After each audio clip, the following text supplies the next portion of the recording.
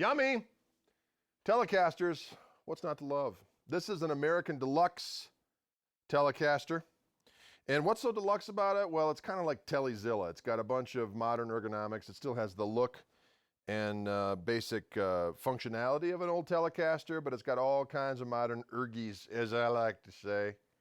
Where do we start? Well, let's start with the neck. It's 22 frets. It's a compound radius, so that means down here it's a 9.5, up here it's 12 inch, so it gets flatter up here for your string bending and schweedly needs, as I like to say. Very easy to navigate, very, very comfortable. As I said, it's 22 frets, so sometimes when you're up in the key of B and you want, or you're in the key of A and you want to go to that second pentatonic position. Whatever, you get the idea. So that's all very, very, very nice. In terms of the machine heads, what's interesting is it's got these locking tuners on it, it's got these locking tuners. And what that does is it makes it so that you don't have to wrap the string around 3 times. That's kind of the modern method. Oh, well, I have to wrap it around 3 times or else there'll be great pestilence coming from on high. But what you do is you loosen these little rotating machine heads back here. And what happens is as you loosen that up, a little pole kind of comes down, as it were. Releasing the string, or when you're putting the new one on, you can pull it all the way through. You don't have to worry about leaving slack. Pull it all the way through. You screw this thing back in. It locks the string in there. You can clip the string, tune it up, and you're ready to rock. You can literally change it so fast. What's nice about that, if you break a string during a gig and you give the bass player a solo so you can quickly change a string, not only are you politically covering yourself by allowing the bass player to have a solo, but you're automatically editing him because you can change that string so fast that that solo is going to be over with quick so that the crowd won't actually run for the door screaming. I'm just kidding. I love bass players. What? Anyways, you get the idea. So that's kind of a cool thing. Helps the guitar stay in tune quite a bit as well. It's easy for string changing, helps the guitar stay in tune. Also, the machine heads are calibrated so that they go over the bridge evenly, eliminating the need for 2 string trees. You just have the one. So that's cool. Let's see what else we got going on back here. There's the contour right here, like a Strat, so that it doesn't dig into your body. Some people like that, you know, to each their own.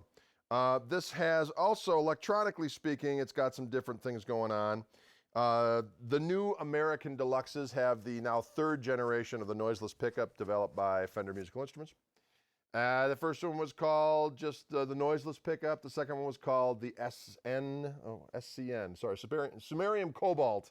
I'd always joke that they, you know, went to ancient Mesopotamia excavation sites and culled deep in the earth to Sumerian products and forged it into a new kind of pickup. But these are the new N3s, another attempt to get closer and closer to sounding like regular single coil pickups, but actually absolutely being devoid of any 60-cycle hum whatsoever, which is a good thing. Because sometimes you get into a place where they've got a lot of neon or just some kind of inherent wiring issues, and that guitar going,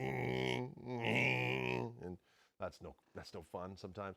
Well, anytime. So to have these pickups be totally quiet, that's a cool thing. They sound good. I personally like them quite a bit.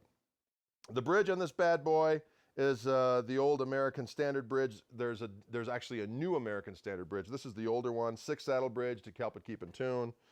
Electronically speaking, there's an S1 switch on here, and what that does is, on that first thing you heard me play, I was using the neck pickup all by itself, both clean and with a little bit of filth.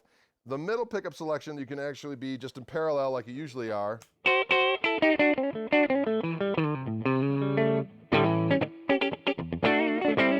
the distortion on there.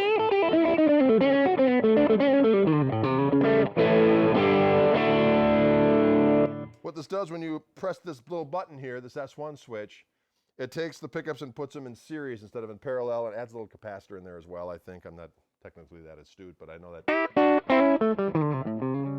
it almost sounds more like a P90 as opposed to this.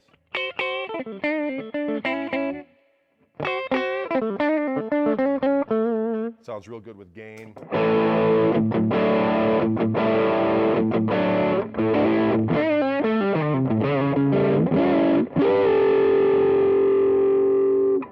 Very cool.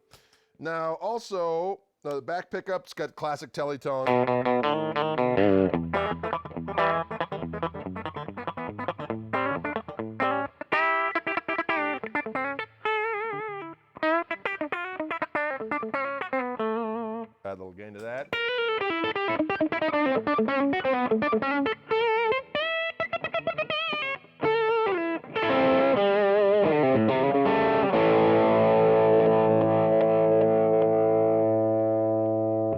also a little detent back here that takes that tone control out of the circuit, I believe.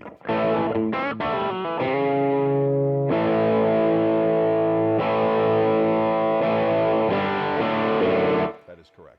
Anyway, so you get the idea. It's a really good sounding Telecaster. It's totally quiet ergonomically. It's got all kinds of different things working for it. The compound radius, the contour up here, the noiseless pickups, as I said, the S1 switch, and of course, the fact that you've got these locking tuners makes it kind of a modern Telezilla. So there you have it, ladies and gentlemen. I'm Greg Koch, Wildwood Guitars. This is your American Deluxe Telecaster. Adios.